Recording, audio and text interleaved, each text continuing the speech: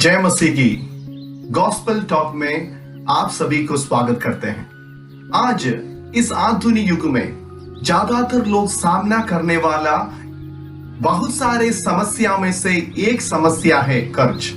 हमारा देश में कई धनिक लोगों को कर्ज के कारण सब कुछ छोड़कर दूसरा देश में भागना पड़ा। कई गरीब लोग अभी भी कर्ज से माफी मिलने के लिए सड़क में लड़ रहे हैं। कई लोग कर्ज के कारण निराशा में, दुख में, परेशानी में अपना जीवन बिता रहा है। कई लोग कर्ज से बचने के लिए अपना जिंदगी को भी समाप्त कर चुके हैं। जी हाँ, कर्ज में जीवन बिताना खतरनाक है। लोग कर्जदार होने के पीछे अलग अलग कारण होते हैं। जल्दी से जल्दी अपना जरूरतों को पूरा करने के कारण, अपना स्टेटस को दूसरों के सामने दिखाने के कारण, लालच के कारण दूसरों से उधार लेते हैं और वापस नहीं लौटने का कारण वे लोग कर्जदार बन जाते हैं। मैं आज आपसे एक सवाल पूछना चाहते हैं कि क्या आप एक कर्जदार हैं? ऐसा है तो कर्ज से बचने के लिए क्या करेंगे? बाइबल में दूसरा राजाओं का पुस्तक 4 अध्याय में हम एक विधवा के बारे में पढ़ते हैं जो उनका जीवन का बड़ी कर्ज से मुक्ति पाया। इस अध्याय में हम 2 परमेश्वर का दासों के बारे में भी पढ़ते हैं। एक उस विधवा का पति थे जिनके द्वारा वो स्त्री बड़ी कर्जदार बनी। दूसरे व्यक्ति था एलीशा भविष्यवक्ता, जिन्होंने उस विधवा को कर्ज से आजाद पाने के लिए राय बताया। यहाँ इस विधवा का पति परमेश्वर का दास होने के बावजूद भी उधार लेते हुए उनका जिंदगी को आगे बढ़ाया। हो सकता है वो व्यक्ति ने कर्ज को मिटाने के लिए कुछ ना कुछ योजना बनाया भी होगा, लेकिन अचानक उनके जीवन में प्रतीक्षा नहीं करते हुए मृत्यु आया और इसके कारण उनका जीवन का हर एक योजनाएं असफल हुआ और उनका पत्नी और बच्चों को बहुत बड़ा कर्जदार होने का कारण बना दिया है। अभी जिसका वो कर्जदार था वो आया है और उनको और उनके दोनों पुत्रों को अपने दास बनाने के लिए कोशिश कर रहा था। जब हम बहुत बड़ा कर्ज लेते हैं तो जरूर एक बात याद रखना चाहिए, यदि हमारा मृत्यु हमारा जीवन में कभी भी आ सकता है, लेकिन हम पीछे छोड़ के जाने वाला हमारा परिवार, उसका परिणाम को सामना करना पड़ेगा। ये बात हम लोग हमेशा याद रखना। यदि हम लोग उस विधवा के जगह में है तो क्या करते होंगे? हो सकता है हम लोगों से कई लोग दूसरों से उधार लेते हुए जो एकदम खास कर्ज था मिटाने के लिए कोशिश करते होंगे। हो सकता है हम में से कई लोग अपना बच्चों समेत आत्महत्या करने के लिए कोशिश करते होंगे। लेकिन एक बात सत्य है, एडजस्टमेंट या समायोजन करना या आत्महत्या करना कर्ज से बचने का सही उपाय नहीं है। यहाँ ये विधवा उन दोनों उपाय को नहीं चुना, बल्कि वो परमेश्वर के दास एलीशा के पास जाने के लिए निर्णय लिया। उन्होंने एलीशा के सामने दुहाई दिया और पूरा समस्या को उनसे बताया। उस समय भविष्यवक्ता के पास जाना मतलब परमेश्वर के पास जाना जैसे था, क्योंकि भविष्यवक्ता मनुष्य और परमेश्वर के बीच में एक बीचवाई के रूप में काम करते थे, जो परमेश्वर का संदेश को मनुष्य के पास पहुंचाने का काम वो करते थे। इसका मतलब है कि यह विधवा को मालूम थी कि उनके जीवन का समस्या का समाधान सिर्फ परमेश्वर के पास है। जरूर मेरे प्रियो, आपका जीवन में भी जितना भी बड़ा समस्या हो, सिर्फ परमेश्वर के पास उनके लिए समाधान है। यिर्मयाह 32:17 में लिखा है, परमेश्वर के लिए कोई काम कठिन नहीं है। जी हाँ मेरे प्रियो, जब तक परमेश्वर के बारे में ये जानकारी हमारा जीवन में नहीं है, तब तक हमको भय और निराशा में जीवन बिताना पड़ेगा। विधवा का समस्या को सुनकर एलीशा ने उनसे एक सवाल पूछा। उन्होंने पूछा, मैं तेरे लिए क्या करूं? आजकल लोग ज्यादातर ये चाहते हैं कि दूसरे लोग उनके लिए कुछ करें। यहाँ एलीशा पूछा हुआ सवाल हम सबका सवाल होना चाहिए। उन्होंने ये भी पूछा, मुझे बता कि तेरे घर में क्या है? हो सकता है ये विधवा कभी भी ये सवाल एलीशा से प्रतीक्षा नहीं करते होंगे, क्योंकि वो एलीशा के पास आने का कारण ये था कि उनके घर में कुछ नहीं थे।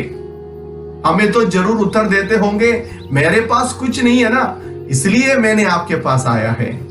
लेकिन ये स्त्री ने सही जवाब दिया कि तेरी दासी के घर में एक हांडी तेल को छोड़ और कुछ नहीं है। इस स्त्री को अपना जीवन में जो नहीं है उससे बढ़कर जो है उसके बारे में अच्छा जानकारी थे, लेकिन वो सोचते होंगे कि जो उनके पास थे वे समस्या से बाहर आने के लिए काफी नहीं है। जी हां, कर्ज से बाहर आने का दूसरा उपाय है, जो हमारे पास है उस पर ध्यान दें। जो दूसरे पास है उसमें ज्यादा ध्यान देने से बढ़कर हमारे पास जो है उसमें ध्यान देने के लिए कोशिश करें। एलीशा उस विधवा को बोला, आप पड़ोसियों से जितना बर्तन मांग सकते हैं उतना मांग कर अपना बेटे समेत अपने घर में जा और द्वार बंद करके उन सब बर्तनों में तेल उंडेल देना और जो भर जाए उन्हें अलग रखना।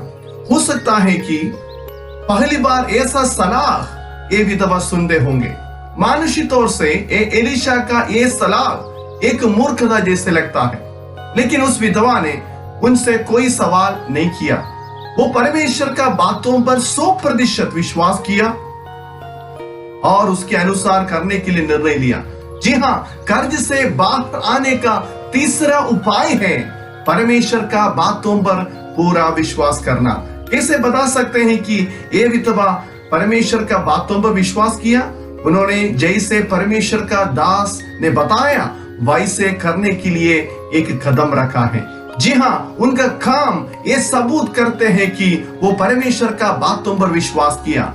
आजकल बहुत सारे लोग समस्या के बीच में बोलते हैं कि मैं परमेश्वर पर विश्वास करते हैं, लेकिन परमेश्वर के चरणों में बैठने के लिए, उनका बातों को सुनने के लिए और विश्वास करने के लिए और विश्वास के द्वारा काम प्रकट करने के लिए कोई तैयार नहीं है। इसके कारण अपना कर्ज से बाहर नहीं आ पा रहे हैं। जब ये स्त्री ने परमेश्वर का बातों पर विश्वास किया तब उनके जीवन में परमेश्वर चमत्कार करना शुरू किया। सिर्फ एक हांडी तेल से जितना बर्तन उनका घर में थे सब बर्तनों भर गया। जब हमारे जीवन में ऐसा चमत्कार हम देखते हैं तो हम सोचते होंगे कि अभी आगे क्या करना है मुझे मालूम है, मैं ये तेल को बेचकर मेरा कर्ज को मिटाएंगे। लेकिन इस स्त्री ने जब चमत्कार देखा इसके बाद भी एलीशा के पास गया और उन्होंने जो कुछ हुआ हर बातों को उनको समझाया और उनसे पूछा आगे क्या करें। यानी ये स्त्री हर समय हर पल परमेश्वर का अगुवाई को चाहा। आजकल बहुत सारे लोग अपने जीवन का समस्या का समाधान के लिए परमेश्वर के पास आते हैं। जब उनका समस्या दूर हो जाते हैं वे परमेश्वर से भी दूर हो जाते हैं। मेरे प्रियो, हर परिस्थितियों में हम परमेश्वर के साथ एक करीब रिश्ता बनाएगा तो कर्ज जैसे बहुत सारे समस्याओं से हम बच पाएगा। जी हाँ, परमेश्वर के साथ करीब रिश्ता बना के जो जिंदगी बिताते हैं उन्हें उनका जीवन में जो कुछ बात प्रभु देते हैं उससे तृप्त होते हैं और कर्ज से जीवन बिताने के लिए कोशिश नहीं करता है। जैसे इस विधवा को अपना भौतिक कर्ज को मिटाने के लिए परमेश्वर ने मदद किया, वैसे सारा मानव जाति का आत्मिक कर्ज को जो पाप के द्वारा हुआ मिटाने के लिए लगभग 2000 साल के पहले यीशु मसीह इस दुनिया में आया है। सारे लोग पापों का कर्ज को मिटाने के लिए बहुत सारे मार्ग को ढूंढा, कर्म मार्ग, भक्ति मार्ग, ज्ञान मार्ग, लेकिन उन सभी का पीछा किया और सफलता नहीं पाया। आपका मजदूरी तो आनंद मृत्यु था, यानी आनंद काल परमेश्वर से दूर होके आनंद विनाश में जीवन बिताना पड़ता था। उस पाप का कर्ज को मिटाने के लिए यीशु मसीह इस दुनिया में सारे मानव जाति का पापों का कर्ज अपना क्रूस की मृत्यु के द्वारा मिटाया। आप और मेरा जीवन का कर्ज से बचने के लिए सिर्फ एक ही उपाय है, यीशु मसीह पर विश्वास करना।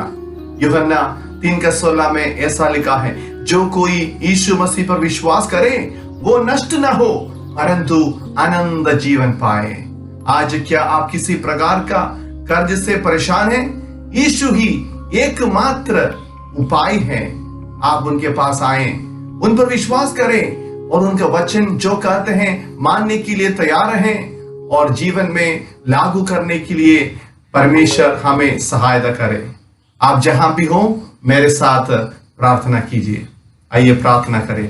प्रभु यीशु मसीह, मैं आपको धन्यवाद देता हूं, आपके वचन से सुनने के लिए आपने मुझे सहायता किया। धन्यवाद प्रभु। मेरा जीवन में जो कोई परेशानी है, जो कोई कर्ज है, जो आर्थिक है, जो भौतिक है, जो आत्मिक है, हर कर्ज को मिटाने के लिए आप इस दुनिया में आया। आपको धन्यवाद देते हैं परमेश्वर। मैं आप पर विश्वास करना चाहता हूं।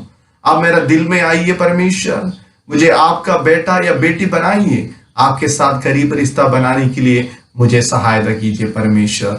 मेरा जीवन में शांति दीजिए और आपके वचन के अनुसार जीवन आगे बिताने के लिए मुझे सहायता कीजिए। यीशु मसीह के नाम में आमीन। परमेश्वर इस वचन के द्वारा आप सभी को आशीष दे। जय मसीह।